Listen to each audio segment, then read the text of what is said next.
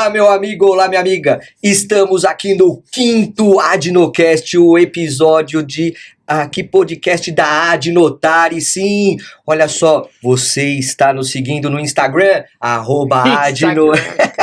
Instagram, @Adnotare. Olha só, não é associado ainda? Quer conhecer os benefícios de ser associado? Entra lá, www.adnotare.org.br, grupos de WhatsApp, material exclusivo para associados, cursos, palestras, descontos. Olha só, tem muito benefício para você que quer aí seguir e que já segue a área de direito notarial e registral, que é muito ampla, né? Nós temos também o Papo Acadêmico toda terça de manhã. No Instagram da Adnotare. E olha só, como sempre, aqui estou com o meu grande amigo Marcos Vinícius Kikunaga. Tudo bem, meu amigo? Tudo bem, querido. Só lembrar um detalhe. Quando a gente fala de material exclusivo da Adnotare, nós temos jurisprudência comentada, petições, que a gente vai voltar com essa questão aí. E o grupo do WhatsApp é super ativo, né? O negócio ali cada consulta ali já paga 10 anos de associação. As coordenadorias. Né? Tem muita coisa. Núcleos de estudo, né?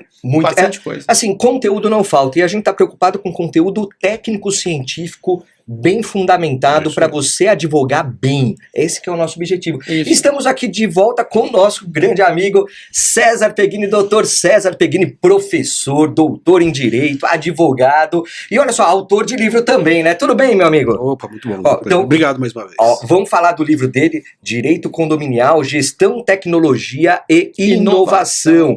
Olha só, terceira edição, né, meu amigo? O que temos nessa terceira edição de novidade? Foi exatamente a evolução que eu tive, né? Assim, vendo a necessidade de poder atender outro público, né? Ele era somente direito condominial.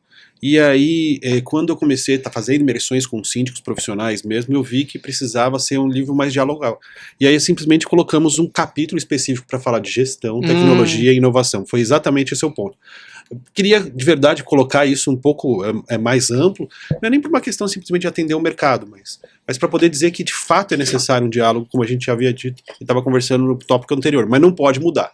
Como é a terceira edição, se eu mudo o título do livro, ele simplesmente cancelaria as 2 edições anteriores e falou, então deixa, só coloca como subtítulo, fica tudo certo. É um livro que eu tenho bastante carinho, ele começou exclusivamente com condomínios, e aí, de verdade, uma pergunta que o que você me faz, por que você não fala de especificação, instituição, esses elementos? Vamos começar com isso. Já falo, não, mas eu digo o motivo, Kiko. A ideia mesmo foi, de fato, manter o diálogo com o direito condominial. E assim, quando eu fui escrever ele, assim, a primeira coisa que eu estava sentado na sala dos professores, um colega chegou e me disse, mas você vai falar sobre incorporação? Eu falei assim, gente, é uma relação de causa e efeito. Só para você entender, professor, pode ter condomínio sem incorporação, porque incorporação é um contrato típico, aí ele parou, já não tinha entendido muito bem o que eu falo, porque não era do direito civil, não era do direito condominial. Incorporação é promessa de venda de unidades futuras, mediante um contrato mais do que típico, solene, na verdade, por conta dos elementos necessários que tem lá dentro. Eu falei assim, nesse momento não vou mexer com isso. Então, se você for ver, de verdade, esse é um livro que se dedica ao condomínio e ao seu dia a dia. Então, de verdade, por isso, Kiko, que falha e peca em alguns elementos que não dá para abraçar o mundo. No sentido de que poderíamos trabalhar questões notariais e registrais com mais verticalização? Hoje, com certeza. Eu acho que seria um passo para a 4ª edição, e é uma coisa que eu reflito muito sobre isso, sabe? Eu trabalhar ou trazer um capítulo específico para poder falar da incorporação, daquele meio de caminho, exatamente, eventualmente, da especificação, já dos condomínios irregulares, ou simplesmente de uma edificação regular, trazer a possibilidade do condomínio, também, porque existem muitos prédios hoje que eles são administrados, acreditem vocês, porque essa é uma vivência que eu tenho muito, eu sou síndico profissional de 3 prédios por conta disso, por conta de que os incorporadores hoje pensam no fruto civil dos empreendimentos. Eles simplesmente vão lá, constroem um prédio, incorporam, e ao invés de vender, a gente diz incorpora no sentido físico, né, e jurídico, mas eles não vendem. Eles simplesmente locam o prédio do primeiro ao último prédio, como se fosse um fundo de investimento. Entendi. Ou seja, o incorporador pega, ele simplesmente não quer construir o prédio. Não precisaria incorporar. Não precisaria incorporar. Exato. Ele poderia simplesmente deixar o prédio com seus pavimentos devidamente registrados e deixar desse jeito, mas ele incorpora. E eu converso muito com esses incorporadores que fazem isso, eles dizem, mas por que vocês incorporam? Eu falo assim, se um dia eu tiver fluxo, ou tiver problema de fluxo de caixa, eu vendo metade. Sim. E tem até argumento de venda É de uma questão de incorporações. oportunismo de mercado. Exatamente, porque eles, assim, os que eu trabalho agora, eles estão muito parecidos conosco, estão em crise de meia-idade, sabe? Eu falo assim, agora eu preciso ter um fundo para me aposentar. Então você pega um apartamento de 20, 30, 40 unidades e coloca pelo valor da locação, simplesmente ele fez o plano de previdência privada dele, pro resto da vida dele. Então tem um lá, por exemplo, que todo mês, pinga na conta dele R$200 mil de aluguel. E aí, essa é uma vivência prática que eu tenho, porque ele chega para mim, César, eu só confio em você. Eu falei, mas por que, meu cara? Eu não vou vender uma única unidade, mas eu quero que você seja o síndico profissional do meu prédio. E isso acontece por conta de um outro passo anterior. Né? O que aconteceu comigo? No ano de 2016, mais especialmente no ano de 2016, 2017, nasceu a minha doce e amada filha, e aí logo depois minha esposa, ela não estava mais feliz porque ela trabalhava no banco. Ela trabalhou na agência Nova Central do Banco Bradesco, em frente ali ao Terraço Itália, durante muitos anos. E ela era gerente administrativa, e não gerente de contas, né? Só que é um gêniozinho, fica fazendo as provas e tal, e aquelas provas de banco, passa em tudo, e queriam colocar ela para ser gerente comercial. Como é que uma advogada vende título de capitalização? Nossa. Não vende, né? Venda casada. Como é que uma advogada vende VGBL? Eu sempre falo isso. Não, e ó, vou te falar, você sabia, eu já fui bancário. Eu consegui ficar 9 meses no Banco do Brasil. Passei no concurso, fiquei lá, pedi pra sair. Isso. Pedi pra sair, porque a pressão é tão grande. Não, nem só absurdo. isso, assim. E de verdade, ela é muito boa para processos administrativos. Ela tem hiperfoco, ela gosta muito de fazer esses passos. E ela falou assim pra mim, não quero mais trabalhar no banco. Eu falei, graças a Deus. Tava esperando você decidir isso e tal. E fez por conta dessa pressão de vender produtos. Ela nunca foi uma vendedora nata, né? E aí a gente conversando, falou assim, o que você quer fazer da vida? Aí teve uma frase que foi engraçada. Ela falou assim, eu não gosto desse negócio eu tinha acabado de defender o doutorado na PUC também. Minha esposa, a gente terminou, ela estava grávida. E ela falou assim, eu não acho certo esse negócio de você ter doutorado e só ter especialização. Eu falei, mas você tá aqui, o que você quer fazer? Você quer dar aula? Não, arruma um mestrado que eu vou fazer. Ela fez um mestrado. Que legal. Foi. E eu falei assim, você quer dar aula? Não, só tá errado esse negócio aí. Pelo menos mestre eu tenho que ser. E ela fez um mestrado em processo civil, acredite, em processo civil. Mas logo depois ela chegou e falou assim, eu tô meio parada, eu quero saber o que eu vou fazer da vida. Eu falei assim, o que você quer fazer da vida? Eu falei assim, eu gosto de mexer com processos, né? Eu gosto de cuidar de folha de pagamento, eu só prestando atenção.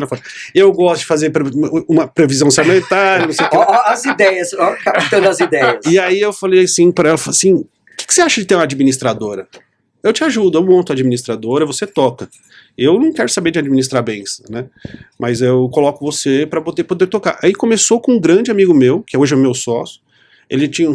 Era uma fase de transição, ele falou assim, tô saindo, vou trocar de administradora, não é porque você não, é porque tá ruim mesmo o negócio. E era uma administradora boa, mas administração de bens é algo muito pessoal, sabe? Sim. Seja para holding, que a gente administra também, faz administração de holding, administração de ativos patrimoniais, a gente tem umas duas também. Quase fizemos uma administração de inventário recentemente, de um patrimônio gigantesco, mas ela gosta muito disso. E aí, em 2016, ela montou a administradora e toca. Então, eu sou o jurídico da administradora, de certa forma, e acabo sempre apresentando essa administradora quando possível. E aí, minha vida ficou... Na hora que eu vou deitar, você sabe bem disso, que você é casado com quem... Na verdade, eu sou divorciado. É divorciado? Eu sou divorciado. Que quando a gente vai deitar, a esposa, que também é advogada, que também tem administradora, fala assim, a quinta fase... Não tem nem a quinta. A quarta fase do e-social, eu não vou dormir à noite, ela fica buzinando na minha ouvido e fica perturbando. Mas tudo para dizer que, assim, isso acabou acontecendo e o livro acabou virando essa respectiva chave. Entendi.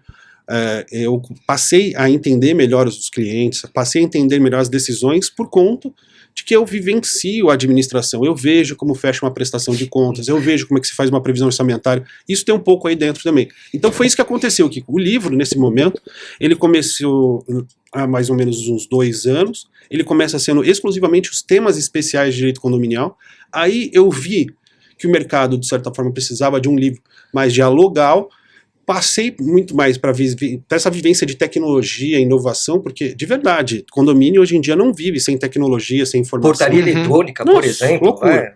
É a coisa mais simples do mundo. E talvez agora eu volte de novo a refletir sobre as questões mais de especificação, instituição, incorporação. A pergunta que eu fiz pro Peghini, e eu sempre, quando eu encontrava ele, eu sempre perguntava isso nas obras dele, né, nas aulas. E por que eu te pergunto isso? Porque... puxando para a esfera registral. Claro. Quando você abre a tabela de emolumentos de São Paulo, você só vê uma previsão de cobrança de emolumentos. Olha como é séria a pergunta. Cobrança de emolumentos para instituição de condomínio, que é empreendimentos de sociais. R$200 para instituir o condomínio. Ok. Aí vem a pergunta. Se eu for instituir em condomínio um empreendimento que precedeu a incorporação imobiliária, eu preciso especificar se eu já especializei na incorporação, e aí na prática o que acontece? Na prática, o registro da instituição do condomínio, ele é cobrado como especificação de condomínio. Então a tabela de emolumentos vai lá para a estratosfera. É isso aí. Então eu pago 2 incorporações, Sim. porque eu pago Já pagou? já pago para especializar todas as unidades, e Que é quando obrigatório. que é obrigatório. E quando eu vou instituir, eu pago novamente. A pancada. E aí vem a pergunta: quando eu abro as obras sobre condomínio e vou verificar o conceito de instituição de condomínio e especificação de condomínio, você não encontra. Não tem resposta. Você não encontra. Mas na minha cabeça eu tenho isso claro, que a instituição, que é a criação, a constituição do regime jurídico edilício, que é feito por declaração dos condôminos, incorporador, fazendo às vezes, Que é proprietário de tudo. é diferente daquela especificação de condomínio em que não há incorporação por trás. Sim, exatamente. Esse é o exemplo. Tem muitos prédios em São Paulo que estão no formato de condomínio, mas não estão especificados. Porque a lei é eu peguei esses dias, assim, porque antes da lei de incorporação, nós tínhamos um regime jurídico que era do Código Civil e do outro que era da década de 30. Então eu vi muitas convenções de condomínio, especificações, não no registro de imóveis, mas no notas, porque você fazia, vamos dizer assim, a especificação, as regras no nota antigamente. Quando, na verdade, você simplesmente tem um prédio averbado na matrícula. Então, o que você pega muitas das vezes? E recentemente eu peguei um, Kiko. Era o seguinte, era um prédio na Zona Norte ali, e você não vai falar, mas na Zona Norte lá, Mairiporã. Não, na Voluntários da Pátria, um prédio da década de 50, que simplesmente me chamaram, falaram assim, César, a gente precisa de um apoio jurídico, precisa de um apoio administrativo nesse prédio aqui. Eu falei, beleza, qual que é o problema? Na hora que eu cheguei lá não tinha condomínio. Não tinha condomínio, o prédio era administrado por sistema de conta pool dentro da administradora. Então, assim, as notas iam para a administradora, a RIA, que é o Relatório Anual de Inspeção dos Elevadores, ia para a administradora. Eu falei assim, aqui a gente não trabalha assim. Primeira coisa que a gente vai ter que fazer, pedimos os projetos aprovados na prefeitura e a matrícula. Eu falei, olha que legal, tá tudo averbadinho, bonitinho. Deixa eu ver os proprietários, tinha uma disponibilidade. Aí começaram as confusões, porque eu falei assim, eu preciso analisar administrativamente e juridicamente se eu posso fazer a especificação das áreas, das unidades autônomas, das áreas comuns. O que isso tem a ver com incorporação? Nada. E aí, qual que é o desafio? Saber se a indisponibilidade pode ou não. Para quem que eu liguei primeiro? Eu liguei para o Kiko. Kiko, tem uma indisponibilidade aqui na matrícula. O que você acha disso? Ele falou assim, a indisponibilidade vai se refletir em todas as demais matrículas, mas a indisponibilidade não significa a impossibilidade de transferência de propriedade. Eu falei, eu concordo com você. Aí eu simplesmente liguei de volta para as pessoas e falei assim, gente, o negócio é o seguinte, eles vão gastar tantos R$1.000 para poder fazer o ato de registro, tantos R$1.000 para poder fazer a RT, tantos R$1.000 para poder fazer a especificação, e aí a gente vai simplesmente ter um condomínio de verdade. Na hora que eles viram a conta lá que não foi barata, porque quantos profissionais envolvidos, Kiko? Um monte. A administradora, o advogado, o engenheiro, Sim. o cartório. Eles falaram, não quero, fica assim. Aí, tudo bem. É uma opção, né? É uma opção, só que o negócio é o seguinte, eu falei assim, a nossa administradora não segue assim, porque a responsabilidade é gigantesca. Claro. É porque é a forma de, assim, é por isso que eu falo, é a forma de gestão. Existem duas formas clássicas de gestão, né? Por sistema de conta pool, que tudo vai para dentro da administradora e a conta fica lá dentro, e a conta batida por meio de conta corrente, né? Então por isso que você de vez em quando vê, a administradora sumiu com 20 milhões de 10 condomínios, como é que ele sumiu? Sumiu porque o dinheiro de todos os condomínios estavam dentro da administradora pelo sistema de conta pool. O problema não é trabalhar com conta pool, o problema é não falar o que é a conta pool e como ela funciona. E é mais uma vez que eu bato na tecla e digo, de verdade, gente, precisa entender do negócio do cliente. Sim. Você tem que ter a visão do incorporador, você tem que ter a visão e a vivência do leiloeiro para saber quais são os riscos, qual que é a forma de a gente poder pensar em estabelecer as regras claras do jogo, porque de fato é risco. O risco dele é continuar trabalhando num sistema de condomínio simples, que é o condomínio do Código Civil, do artigo 1318 do Código Civil, que diz lá que nós somos condôminos dentro de frações ideais e a gente vai administrar assim. Só que num condomínio edilício não funciona assim. Porque ele vai falar o seguinte, tá bom, emita a nota fiscal de prestação de serviço para qual CPF? Ninguém quer. Claro. Sim. Ah, não, a administradora se vira aí, vocês ganham para isso. E foi por isso que, de certa forma, que surge assim, algo que de fato é muito prático. Então, quando você fala assim, César, você vivencia condomínios? É o que eu gosto de falar. Por uma questão de trabalhar próximo de alguns incorporadores, não são muitos não, Kiko, mas de alguns, eles quando vão fazer uma especificação, apesar de não ter necessidade, como a gente bem disse, eles falam assim, ó, sua esposa lá que tem administradora administra? Sim, administra. Então você se torna síndico profissional? Eu falo assim, se você confia em mim, você acha que vale a pena, colocamos num pacote, não há nenhum tipo de conflito de interesse.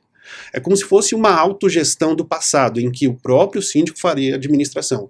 É muito mais fácil você ter uma administradora que faz sindicância do que uma sindicância que faz administração. Por quê? Hoje em dia é impossível você fazer uma boa administração no atual estado da arte. Né, nós estávamos entrando aqui, a gente estava falando de contratos de jogo e aposta, tudo é altamente, depois de vários fenômenos jurídicos da Receita Federal, super receita, e-social, só para você ter uma ideia, se você simplesmente contrata um funcionário terceirizado e tem um seletista, por incrível que pareça, hoje os impostos são pagos na mesma DARF. Só para vocês poderem entender o tanto de coisa que acontece hoje no condomínio. A questão dos condomínios e suas irregularidades é que a Receita Federal não tem braço para fiscalizar. Se ela tivesse braço para fiscalizar, a coisa estava bem complicada. Eu vou fazer uma provocação para todos que estão nós assistindo aqui. Alguém simplesmente já pegou o CNPJ do seu condomínio e verificou se sai a certidão da Secretaria da Receita Federal e do FGTS? Começa por ali para você saber se o seu imóvel está regular ou não está irregular. E Peguini, olha só, eu acho que o corte que você fez no seu livro é muito interessante porque é uma vivência prática, fazendo com que todos que participam, né, administradora, o síndico, ainda que não seja o profissional, né, o ideal é que seja, eles consigam repercutir tudo que está dentro daquela vivência do condomínio, né? E aí vem a questão seguinte, bom, a administradora, como que é a melhor forma de escolher uma administradora? A questão jurídica... Essa é boa. Olha só, eu vou te colocar aqui contra a parede, porque... muitas vezes a administradora já presta o serviço jurídico e fica escamoteado lá, né? Porque parece que é um pacotão. Mas eu entendo, e não sei se você concorda, e o Kiko também, que a atividade do advogado ela tem que ser independente também da administradora, Claro. Não só por questão ética e tal, mas também porque a administradora pode eventualmente fazer alguma coisa contrária ao condomínio. Sim. Né? Então eu queria te ouvir com relação a isso. Bem, vamos. Só essa pergunta, de verdade, ela é sensível no sentido de que ela não se resume à administradora. Todo tipo de contratação que é realizada, e isso a gente pega um pouquinho da experiência do direito empresarial, eu gosto de dizer que, de fato, a governança corporativa, alguns elementos se aplicam nas empresas que de verdade estão vocacionadas para esse fim. As políticas de ESG são importantíssimas, mas para a atividade condominial ela é um pouco diferente. Mesmo porque a gente não tem intenção de ter lucro, mas as boas práticas devem ser utilizadas. Então as regras de due diligence precisam ser realizadas em qualquer tipo de contratação com condomínio. Então não é uma preocupação só com o administrador, é uma preocupação com qualquer empresa que esteja vinculada nessa situação. E o que seria esse due diligence? É só um nome chique para você poder fazer uma avaliação, que é muito comum na aquisição de imóveis, na obtenção das certidões, não só das certidões, mas também de outros elementos que comprovem de verdade que aquela empresa é firme. O risco, né, de contratar qualquer empresa, né? Qualquer empresa, e assim... E aí são várias formas de se contratar. E aí é o que eu falo, como é difícil você ser síndico, né? Porque você precisa, primeiro, verificar a saúde econômica da empresa. Isso se faz por meio de certidões. Depois disso, você tem que estar na sua cabeça bem clara a proposta econômica e, de certa forma, também a proposta comercial, porque a proposta econômica é o valor e a proposta comercial que vai ser realizado por meio daquele respectivo serviço. Sim. E ornar essas três coisas é muito difícil.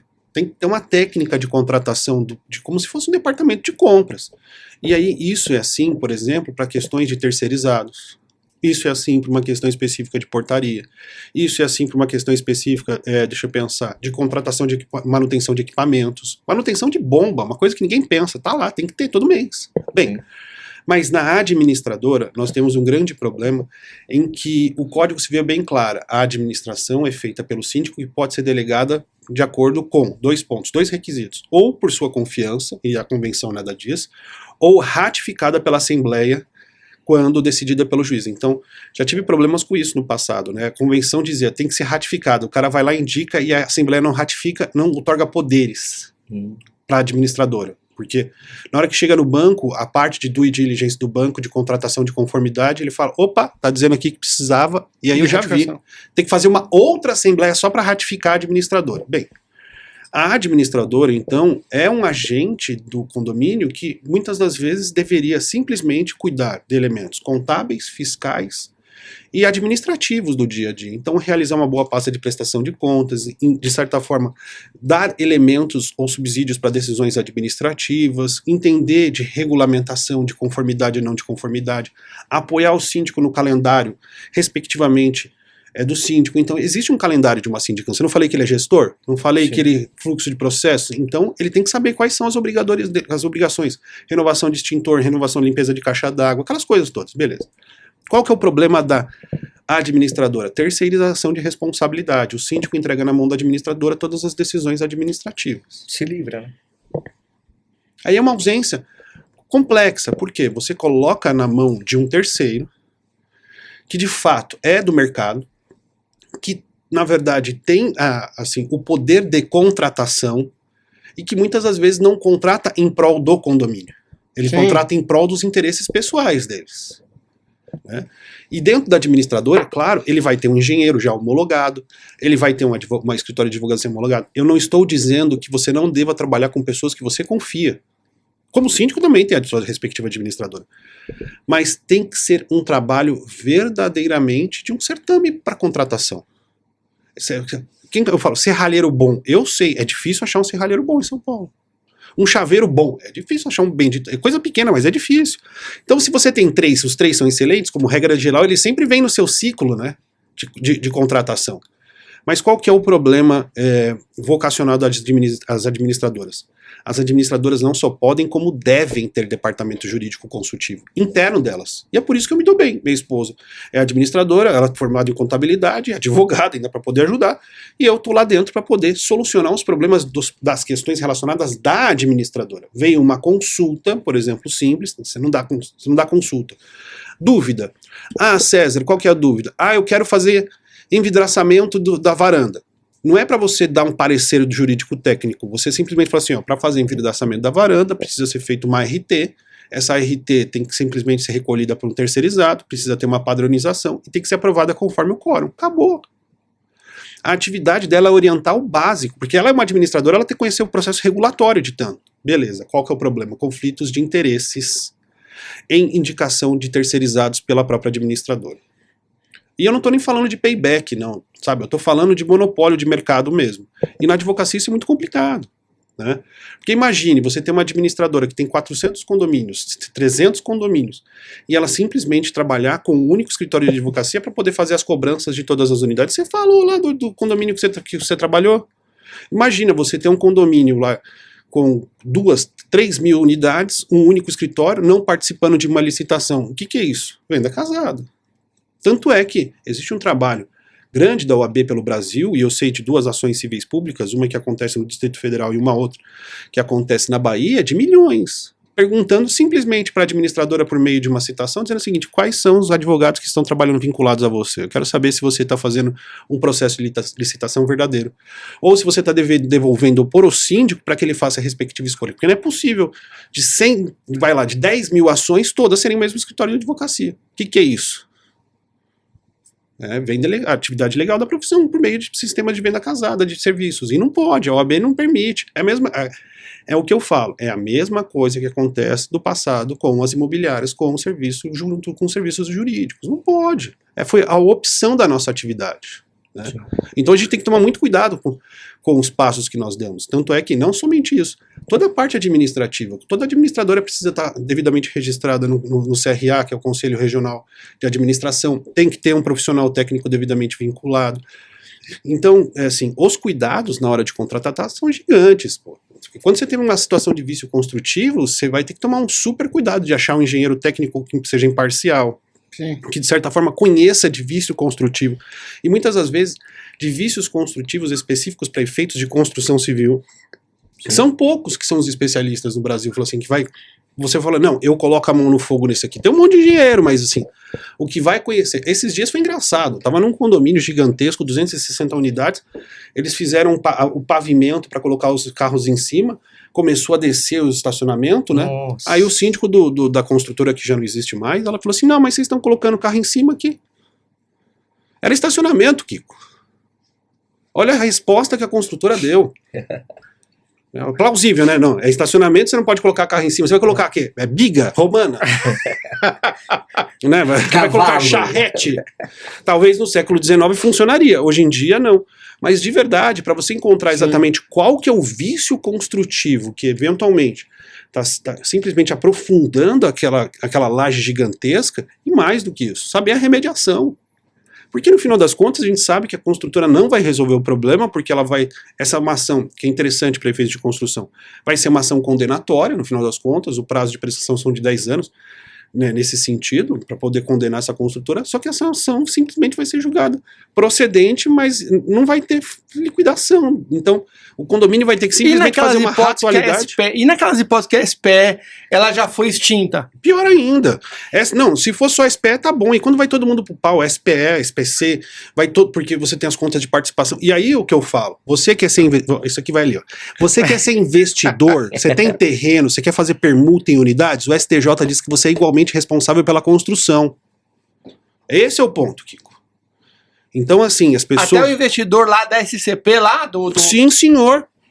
Sim, senhor. Ferrou. Por isso que eu falo, quando você quer entrar no empreendimento imobiliário, saber muito bem quem é o construtor que você está jogando. Não tem problema ser investidor, Kiko. Eu acho extraordinário.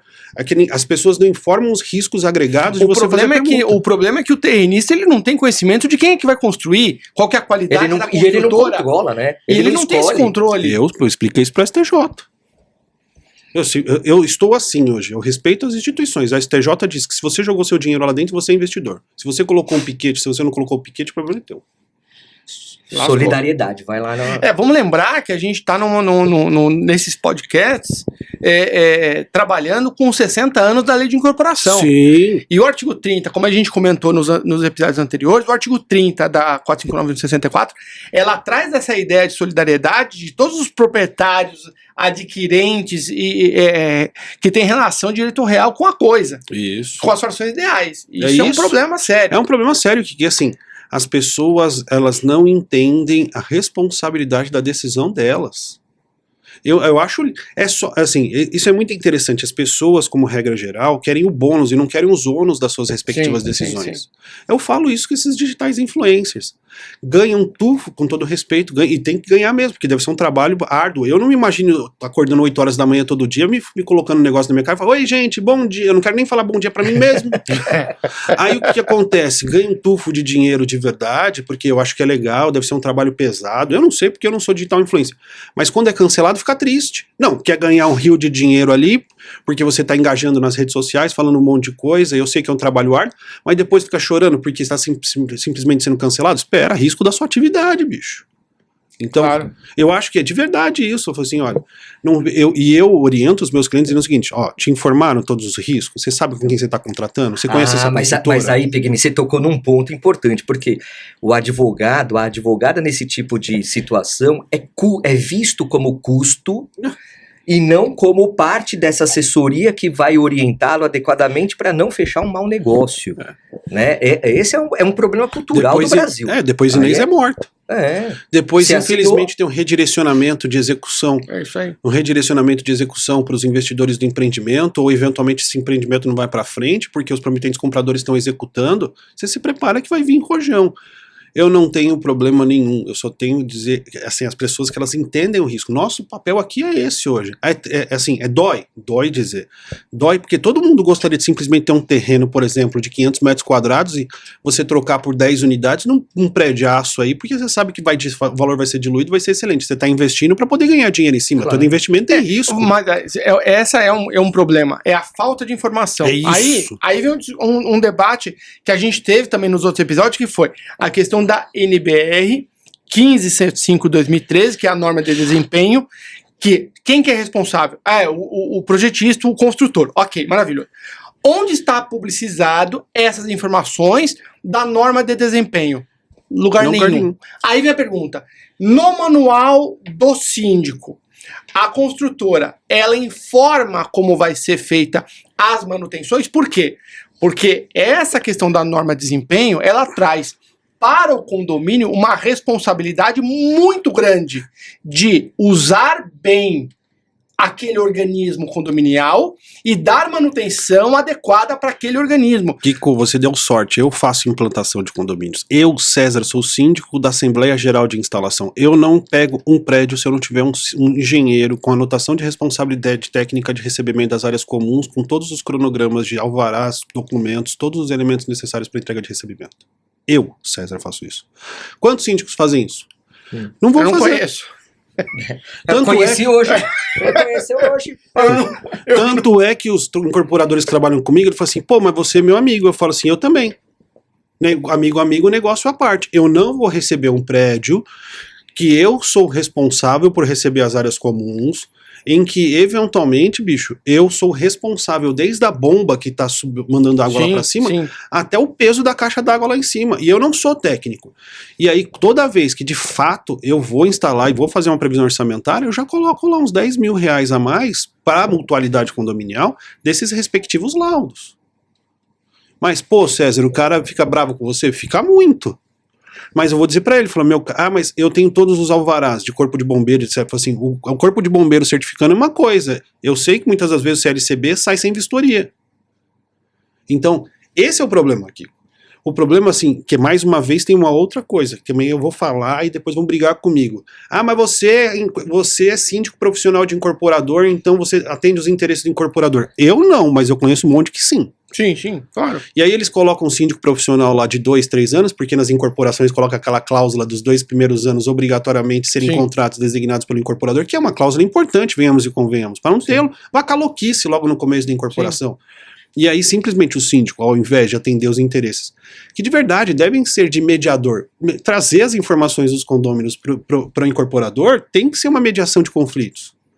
Né? Tem coisas que de fato está dentro da garantia, tem coisas que não está dentro de fato da garantia. Só que o negócio é o seguinte, ele muitas das vezes assume responsabilidades acreditando que o incorporador é amigo dele, e eu conheço prédio que tem problemas estruturais e o síndico simplesmente pegou o termo de recebimento das áreas comuns. Eu faço isso. Mas por quê? Porque eu faço isso porque eu tenho livro, eu faço isso porque, na verdade, minha função principal não é ser síndico profissional. Mas quer trabalhar comigo direitinho? Quer. É isso a história. É assim que funciona. Quantos fazem? Eu não sei. Eu sei que toda vez que eu tenho oportunidade de lugar de fala, eu falo isso. Por isso, compre esse livro, Editora Mizuno, né?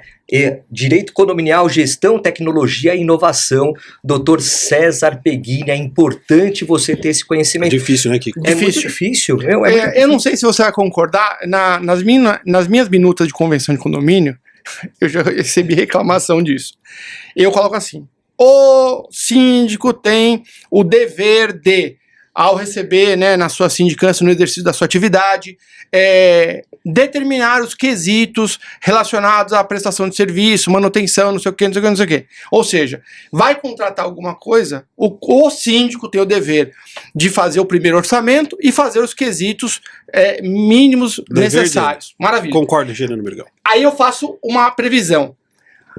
3 orçamentos adicionais serão feitos por pessoas distintas, componentes do Conselho Fiscal. É isso aí. Porra, os caras ficam doidos. Claro que Por quê? Porque se você deixa na mão do síndico tudo, Aí ele pode usar pro mal ou pro bem. Sim. Vai depender da sorte que você vai ter. Quando você joga a responsabilidade para todo mundo, então eu vou lá, vou contratar um serviço de paisagismo. Então eu vou lá, o que eu preciso fazer? Eu pego a empresa X, que tem tais critérios, vai fazer tais serviços. Eu faço o primeiro orçamento. O segundo e o terceiro orçamento vai ter que ser repetido, sem o valor evidente, que isso está previsto na minuta da minha convenção. Porque senão fica aquela guerra de valores. Aí vira o problema. Por quê? A reclamação qual foi? Porque a hora que o síndico fez, mandou para o conselho fazer o orçamento, realizar mais 3 orçamentos separados, sem valor, destoou muito, Mas e todo aí dia é isso. verificou-se que havia um interesse De direcionamento. de direcionamento. Imagina, não tem. Não. Não, Porque não tem, o não. síndico, ele tinha Isso daí você tá empresa. inventando. Ele tinha Não, empresa. Ele tinha empresa para aquele Isso serviço. acontece no sul da França, no Brasil não tem, não. É. Você entendeu? E assim, o que eu vou te dizer?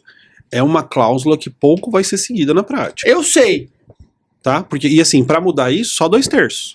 Eu sei. Eu sei. Por isso que a reclamação Aliás, veio, eu queria saber a tua opinião. Isso. Não, minha opinião, que essa é uma regra de compliance, é uma regra para mim que é muito interessante, de fato, de difícil implementação em alguns condomínios, vai depender muito do tamanho dele, vai depender muito das pessoas que estão ali dentro, mas que é necessária para você poder, de verdade, ter um trabalho verdadeiro de pessoas que vão realizar uma atividade sem orçamento. Por quê?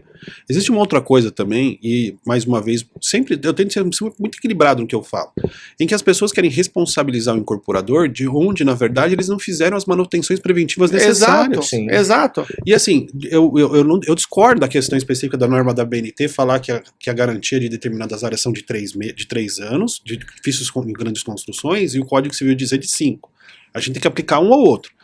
E assim, de verdade, eu acho que o de 5 tá até ok.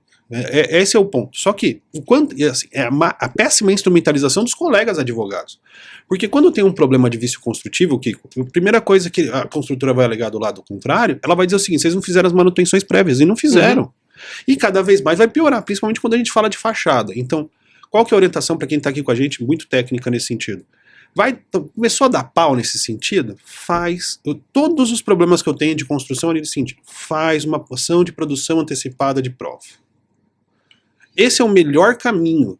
Porque se você fez ação de produção antecipada da prova, ela está prova, está pré-constituída, você chamou os 2 peritos, você chamou os 3, sentencia, a prova está resolvida. E você sai no pau para corrigir o que precisa ser corrigido, que não esteja necessariamente relacionada com o vício construtivo. Por quê? Porque eles vão alegar, e essa ação vai rodar, que você não fez as manutenções necessárias. E outra, o ônus que você tem de deixar a produção probatória para a fase instrutória... Não, porque vai perecimento propriamente. Não é só o perecimento, mas o risco de você tomar uma improcedência que você Sucumbência. conseguiria antever.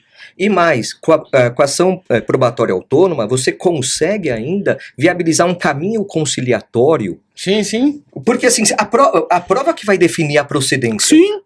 é questão probatória. E esse é um ponto. Então, quando você fala para mim que esses serviços inicialmente devem ser feitos por pessoas autônomas que não necessariamente da sindicância, o síndico profissional que está sendo indicado pela construtora que eventualmente você foi contratado para fazer a incorporação, vai ficar louco porque ele não vai poder chamar inicialmente os pares dele quando ele tiver uma proposta mais autônoma.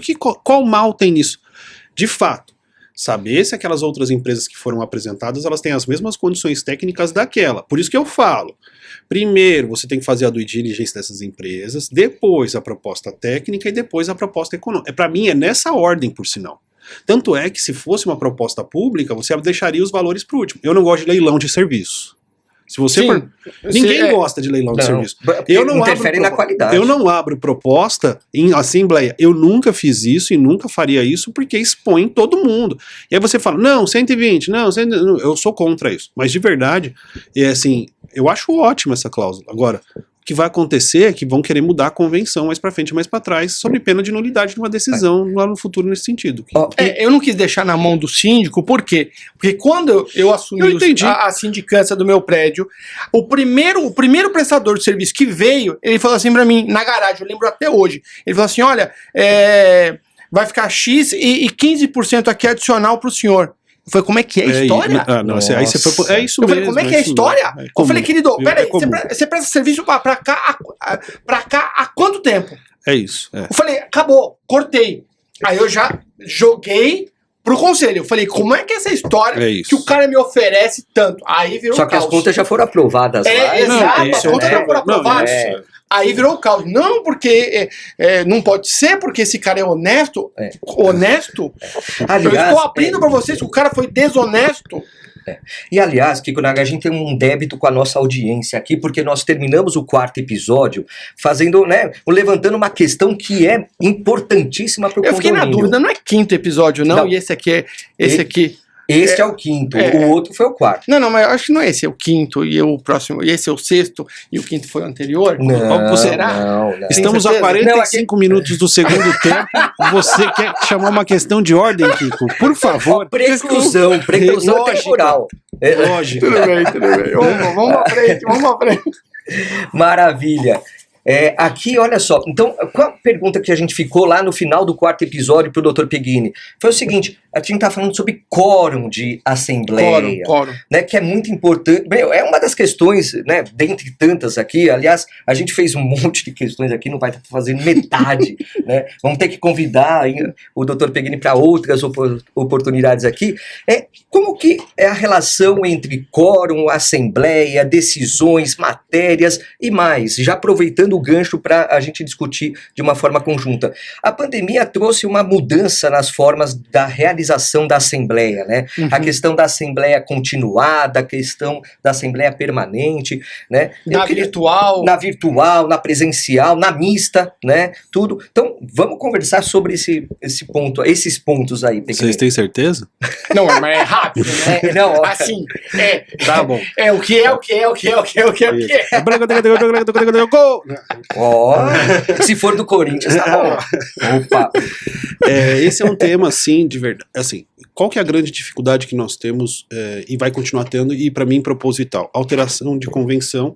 Na verdade, os dois quórums, nós temos alguns, né? Mas os quórums que são mais desafiadores do código são os quórums para... Tem um que continua sendo unanimidade, que é a alteração de áreas. Para mim, perfeito. Porque se você altera a área de um e de outro, de verdade nós temos um problemaço no sentido de que, 2 pontos, você vai mexer em frações de propriedade das pessoas. Então a gente não pode mudar a fração de propriedade das pessoas. Então isso para mim, ok. Eu já tive uma consulta nesse sentido em Jundiaí, por sinal.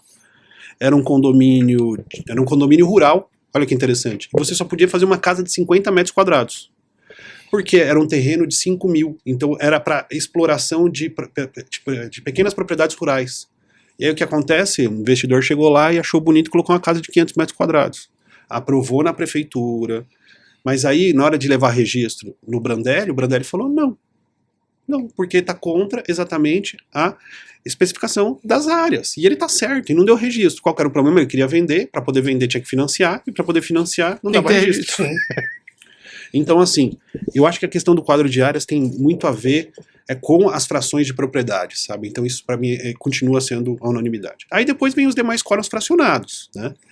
E aí você tem um quórum que é específico para destituição de síndico de 1/4, normal, sem problema nenhum, é 1/4, mais maioria de presentes na segunda convocação, na segunda assembleia. Então o que eu falei para vocês é verdade, você só tira síndico como regra geral nessas hipóteses. Liminarmente, eu acho que com 10 anos de advocacia, eu nunca vi um síndico ser retirado, nem na pandemia. Nunca vi. Mas pode sempre ter alguém aí por aí, porque você sabe que tem... Bem, mas depois disso nós temos os quórums específicos para alteração de convenção e de benfeitorias. As pessoas confundem muito isso, Kiko, né? E qual seria a situação? Benfeitorias, você tem os quórums para as benfeitorias úteis, necessárias e voluptuárias, e para alteração de qualquer matéria de convenção, 2/3. O problema é que de vez em quando você bate nos dois motivos.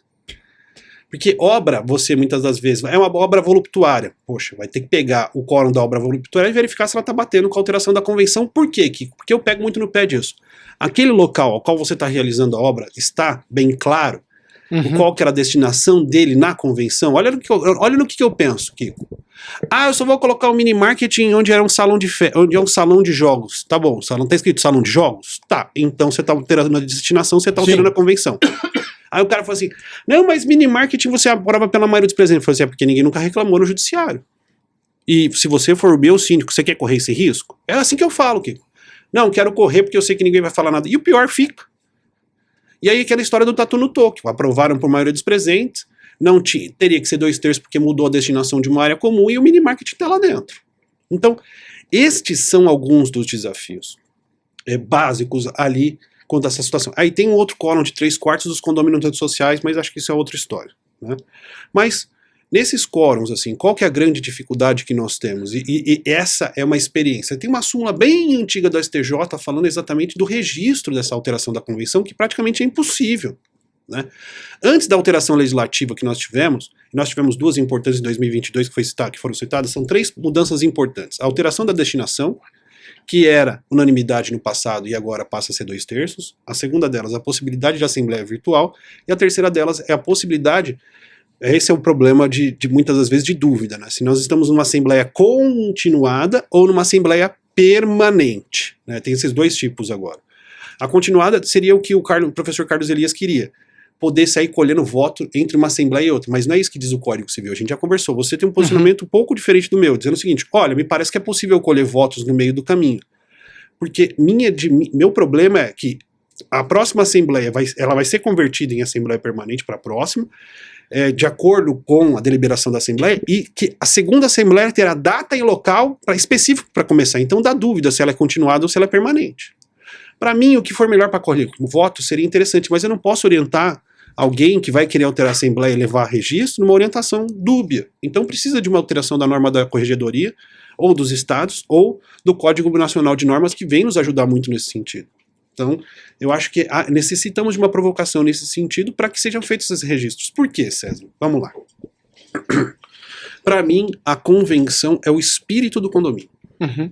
E eu sou um homem que gosta de cumprir normas, a que não ser que não seja inconstitucional. Inconstitucional lato sensu. Contrariedade à lei federal ou à lei constitucional. Então, eu sempre dou esse exemplo em sala de aula, o exemplo inverso. Kiko, criança pequena, né?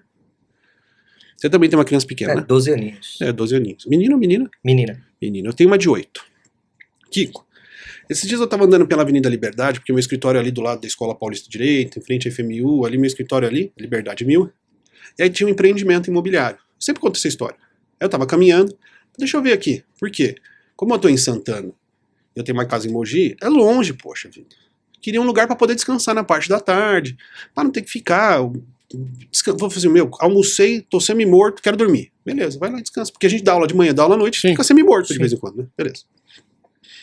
Entrei no empreendimento, tava de terno e gravata, o cara olhou pra mim e falou assim: o senhor é investidor.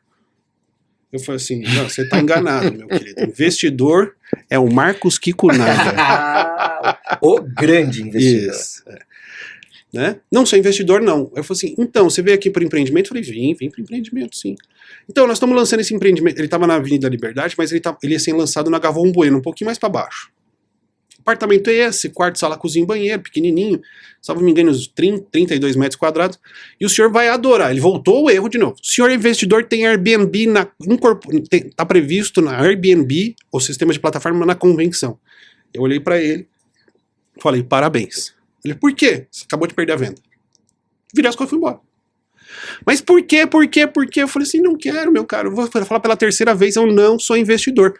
Eu estou comprando para mim. Para mim.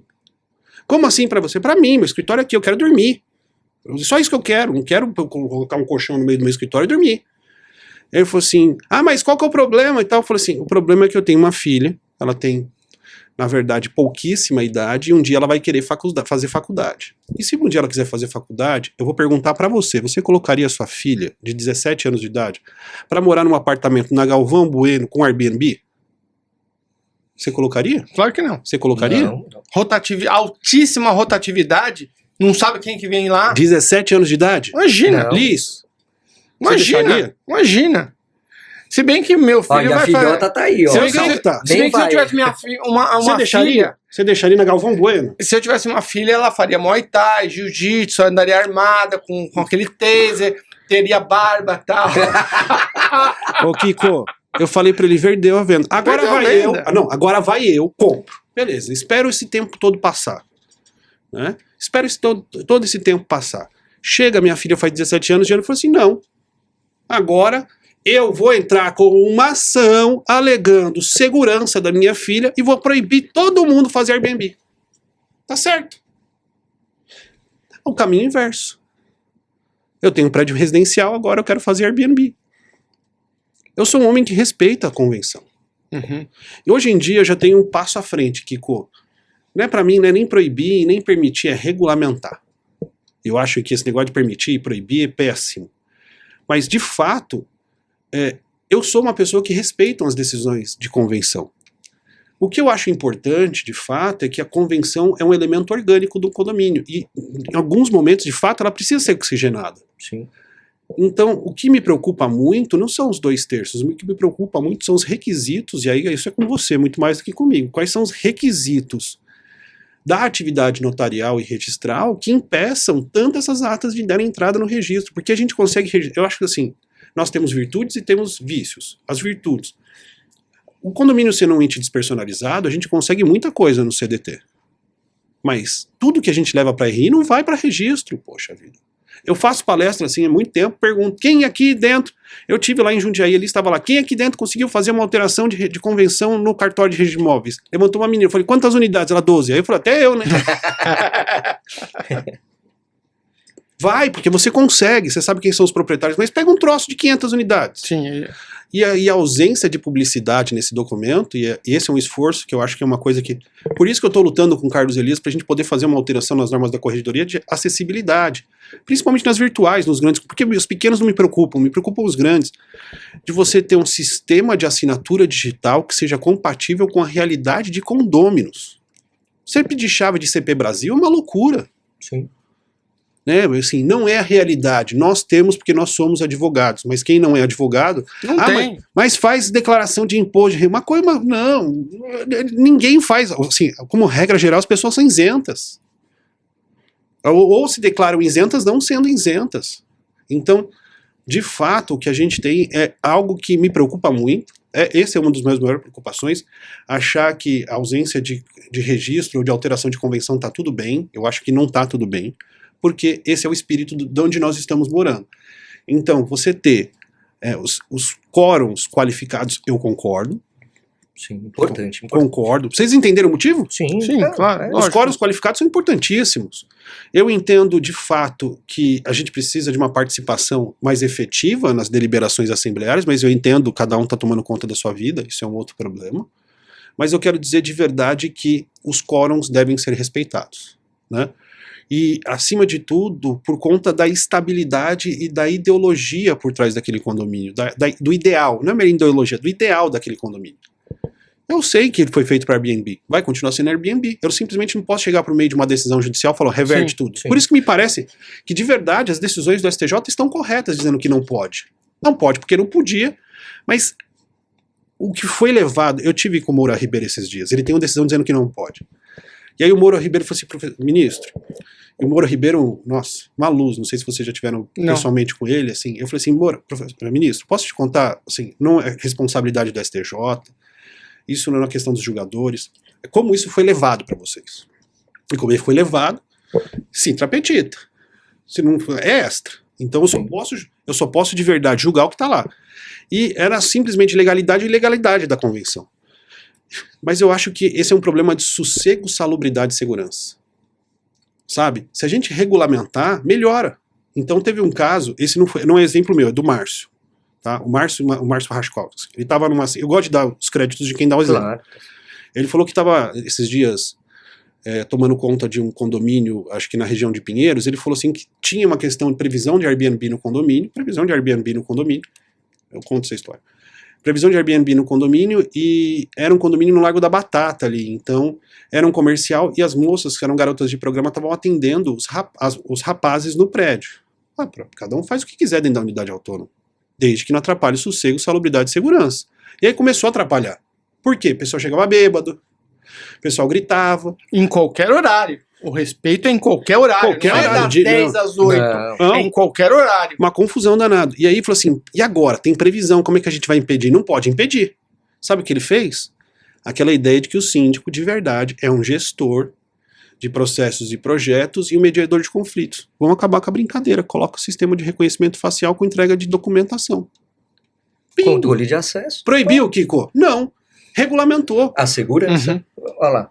Então, assim... Porque essa situação é interessante, porque o plano diretor de São Paulo, ele trouxe a possibilidade e o benefício urbanístico de, no mesmo empreendimento residencial, eu ter unidades não residenciais. É isso. Sim. Aí ferrou. Porque unidade não residencial, se você for analisar o que cabe ali de serviço, é um monte de coisa, inclusive motel. Aí você fala, mas peraí, como é que eu vou colocar numa unidade, num empreendimento residencial, unidades não residenciais, que você abre o mundo? Não, e eu fiz isso esses dias. Tem um outro prédio que esse é daqueles que estão 100% locados, mas uma parte ele acabou comercializando. E ele queria fazer o Airbnb, acabou de entregar. Ah, acabou o dinheiro tal, acabou de entregar. É um prédio pequeno, 20 e poucas unidades, e assim, ele chegou pra mim, eu tô na qualidade de síndico, teve a Assembleia Geral de Instalação, a gente tá na fase de recebimento de áreas comuns, ele falou assim, eu quero os códigos de acesso do prédio. O que ele quer? O controlador ou o porteiro de acesso, e você tem 3 formas de entrada, reconhecimento facial, você tem um sistema de tagueamento, e você tem um sistema de código de acesso por senha master. São essas 3 formas de entrada, como regra geral, quando você não tem porteiro virtual. Porteiro virtual você liga lá, só que isso custa uma fortuna, não é barato também. Sim. Beleza, eu quero o código. Eu falei, não vou te dar. Mas como assim? Eu sei que você vai fazer Airbnb, tá previsto na Assembleia que o sistema de entrada de reconhecimento por meio de tag e de reconhecimento facial. Me desculpa, você quer mudar? Eu vou chamar uma Assembleia com esse tema. A gente simplesmente entrega a senha master. Mas como que você não quer me entregar? Esse é um direito meu. Eu falei assim, é um direito meu? Não, a Assembleia vai determinar. Eu chamo a Assembleia. Eu já falei com os conselheiros, falei, gente, tá acontecendo isso, isso, isso. Sabe o que eles falaram? Não. Ele deu um jeito de simplesmente não fazer reconhecimento facial, porque aquele não é não morador, o sistema de reconhecimento facial é para morador, né? E simplesmente entregue o tag. Porque o que vai acontecer? Se eu entrego a senha master, eu tenho que ter o dever de atualizar isso de 6 em 6, de 6 em 6 dias, de 7 em 7 dias, de 8 em 8 dias. Imagina que loucura ficar trocando senha master de 15 em 15 dias. Não, Divulgando para todo mundo que tem que ter. Inviável. A senha master é para urgência, pô. É igual a chave do portão. Sim, deu pau, você usa a senha Você master. usa. Entendeu? Então, de verdade, assim, Kiko, eu acho, nessa atual construção agora, e eu tenho uma incorporação que eu acabei de ver, que eu vi que é NR112. NR112, é isso, não residencial, esse trem. Eu vi lá, fui lá e falei, que porcaria é essa? Assim, serviços de hospedagem ainda vem na frente, né? Ele até especifica isso aí. Mas só para dizer para vocês que, de fato, hoje, praticamente, nesses novos empreendimentos, é impossível você dizer que ele não pode fazer Airbnb, porque já está especificado lá. Então, Exato. o que eu quero dizer... E até tem entradas diferentes, né? Muitas vezes. Em Se alguns, tiver, né? melhor. Aí Alguns vem até o tem. problema. Pode ter, mas às vezes o Não, tamanho do terreno não cabe. No Claro. meu, nesse aí que eu tô te falando, Não tem. Aí lascou. Lascou. E aí, assim, o importante é regulamentar. Assim, é claro que tem elementares que estão na convenção, e aí, pode Airbnb? Beleza, pode Airbnb. Ah, pode, beleza. Então, mas qual vai ser a regra? Então é só tentar melhorar a questão específica e trabalhar de forma colegiada. Eu não concordo. Sempre vai ter alguém que não vai concordar, porque sempre alguém vai ter algum tipo de prejuízo pessoal, econômico ou familiar. Não dá para agradar todo mundo. Quer agradar todo mundo? Eu falo isso algumas vezes. Me perdoa, mas vai morar em casa. Então é muito interessante. Eu tive uma incorporação imobiliária que tinha unidades não residenciais e unidades residenciais. Na concepção do empreendimento, não sei porquê, colocaram as unidades não residenciais acho que até o 4º andar, até o 3º andar, voltadas para a piscina. Né? Aí eu falei assim, gente, deixa eu fazer uma pergunta. Eu estou fazendo o raio da incorporação, eu estou fazendo a convenção. Eu estou colocando regras aqui, a gente vai colocar regras que o não residencial não vai poder usar essas áreas comuns aqui. Queridos, por que vocês não jogam essas unidades não residenciais para outro lado? Por quê? Porque se o cara não residencial fica olhando a piscina, vai gerar problema. Mas esse é um cuidado, Kiko. Mas aí que tá. Aí o cara pega e fala assim... E não é jurídico, eu nunca pensei... Mas a função do engenheiro é fazer cálculo de peso, não é ficar pensando quem vai ficar olhando os outros na piscina, Aí, Kiko. Esse é um problema seu, meu, né? Não, mas aí o incorporador falou assim... também, eu tenho que ir. O incorporador falou assim pra mim... Porra, você é chato pra cacete, né? Falei, não é a questão, eu sou chato. É a questão que amanhã isso vai desvalorizar o teu empreendimento. Vai dar ruim. Vai dar ruim. Aí a gente falou com o projetista, dá pra mudar? Dá. Concorda? Mudou as unidades NR pro lado lá, o lado ruim. Ótimo. Sim. Pronto, matou o assunto. Então assim, são coisas, são detalhes que às vezes Quem não vive... Não, mas Porque esses não é dias um jurídico, incorporador... não é só jurídico, isso daí Não, não é tem só nada a ver jurídico. Exato. Esses dias um incorporador ligou pra mim também e falou assim, César, descobri 3 vagas no meu prédio, que não estavam aqui antes. Eu falei, como assim você descobriu 3 vagas no seu prédio? Já tava o memorial registrado, tal, assim. Não, porque na hora que a gente veio aqui e entrou, tem umas 3 vagas que dá pra entrar meio assim de ladinho, e aí eu tenho 4 unidades que não tem vaga, então era um negócio assim. O que eu faço? Eu falo assim, que você faz o quê? Liga pro teu engenheiro para poder verificar se você pode mudar o memorial. Aí eu falo assim, e o que eu faço com essas vagas? Eu falo assim, meu querido, como assim o que eu faço? A pergunta, o que eu faço com essas vagas? Eu falei assim, distribui para as unidades que eventualmente estão sem vagas, porque aí você vai ter uma comercialização melhor. Mas como é que eu vou fazer sistema de rodízio? Porque elas estão pré-determinadas. Falei, Champs, faz o seguinte, pega os imóveis que você acha que tem o menor valor econômico, que vai ter menor venda. Eu tenho que explicar para o incorporador como é que ele vai fazer para incluir uma vaga que ele não consegue pensar na regra quando ela é clausurada. Que ela vai ter que simplesmente ter que tirar um carro da frente e eu falo assim, pega já tá mexendo no memorial mesmo? Faz o seguinte, coloca as vagas já juntas das unidades que vão ter menor venda. E assim, já tá bichada mesmo, porque tem um valor menor do que o normal, já deixa a vaga travada, você não vai estragar uma unidade que é excelente. Sim, claro. É igual o seu. Entendeu? Mas assim, só ver quem isso, Kiko, de verdade, quem tá acostumado com conflito, quem tá... por isso que assim, custa caro contratar o Kiko pra fazer? Custa caro pra contratar o César pra fazer? Custa caro pra todo mundo que tá aqui? Custa, mas a gente vai ter uma visão diferente do normal. Adequada, efetiva. Não é o normal. Não tô dizendo que é sobrenatural, mas a gente simplesmente pensa nos problemas que vão dar lá na frente. E assim, não é bom. É que as pessoas ainda também, né, Kiko, não têm uma ideia assim de vinculação do empreendimento pelo incorporador. Eles não personalizam isso. Eles personalizam muito a imobiliária. Eu compro com a imobiliária tal, porque de verdade essa imobiliária para mim é a boa. Como o ciclo da incorporação é muito grande, eles muitas das vezes confundem a imobiliária com o incorporador, com o construtor e com os investidores. Então algo é muito impessoal ainda. E vai continuar sendo impessoal por conta do momento da economia que a gente tem. Mas esse é um desafio verdadeiro que a gente tem, meu caro. O importante, de verdade, é tentar prestar um bom serviço que assim, seja um bom equilíbrio econômico, jurídico e social. E esse é o desafio. Você pensar, ó, tá dando dinheiro para todo mundo? Porque no final das contas a gente gosta de dinheiro. Claro. Então tá dando dinheiro para o incorporador porque fez um investimento, vai ter que ficar atendendo chamado de... Pagou-se um bom preço por quem está comprando? Pagou um bom preço. O promitente comprador está lá num preço legal. E no final das contas, qual que é o impacto social daquele novo empreendimento? Ele atende às necessidades que a gente tem? Atende. Então vamos todo mundo feliz e contente. Agora, que eu não gosto de dizer é que quando não é bom para um desses 3, não fica legal para ninguém. Olha, que conversa maravilhosa. Acabou? Eu tenho umas perguntas registradas pra fazer. Pô, eu queria fazer também. Eu tenho a pergunta do livro B, livro F, vai ficar pra próxima? Vai ter que ficar pra uma 132 da lei 2015? Vai ter que ficar pra uma próxima, porque assim, eu acho que a gente podia fazer uma série só com o Peguini. Não, pelo amor de Deus. Não. Tem outras coisas aqui, né? Não, olha, nem isso. Mais uma vez aqui falar sobre o seu livro, Dr. César Peguini, Direito Condominial, Gestão, Tecnologia e Inovação, da editora Mizuno, terceira edição. Como é que a pessoa entra em contato contigo? É isso aí, passa o teu serviço. A tua administradora. Manda mensagem assim, eu gosto de dizer sempre que enquanto ele estiver lá, eu tenho um Instagram e eu gosto de vir bastante pro Instagram. Esse tem aí. Tem. Lá no Instagram a gente acaba respondendo todo mundo. Tá bom. É uma forma de comunicação mais democrática que a gente tem. Tem lá também o site da administradora, é fácil, a administradora hoje recebe meu sobrenome, é colocar Peguini Governança Condominial, vocês acham também lá no YouTube. Mas a gente tem várias outras formas aí de se comunicar. E lembrar que acho que, na verdade, quando a gente vem aqui sempre, todos os que passam por aqui, é de poder difundir um bom conteúdo, atingir no coração de todos que tem aqui.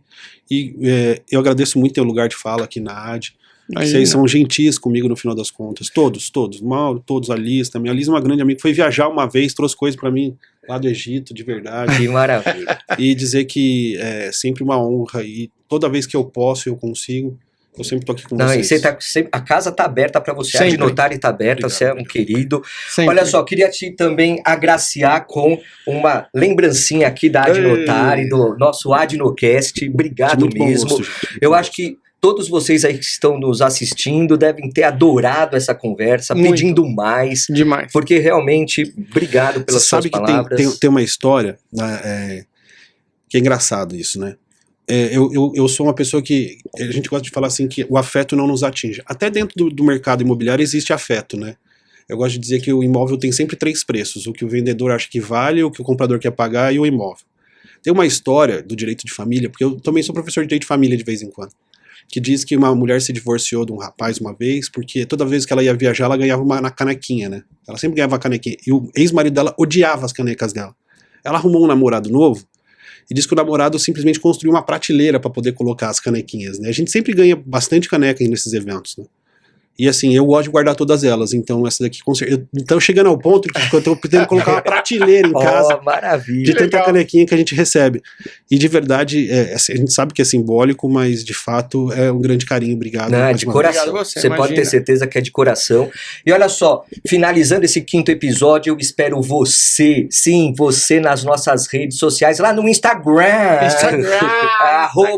@adnotari. Olha só, associe-se a Adnotari, www.adnotari.org.br. Benefícios muitos para você associado. Temos coordenações de temas específicos, temos material para o associado, exclusivo, cursos, palestras exclusivas, também temos nossas palestras abertas, sim. temos o nosso papo acadêmico toda terça-feira às 8h30 da manhã, para você ter sempre maior e melhor conhecimento sobre o direito notarial e registral. Então olha só, eu espero você, curte esse vídeo, compartilha e vem com a gente. Obrigado, pessoal. Obrigado mesmo. Obrigado, Tchau, tchau. obrigado. Tchau, Até. valeu. Obrigado.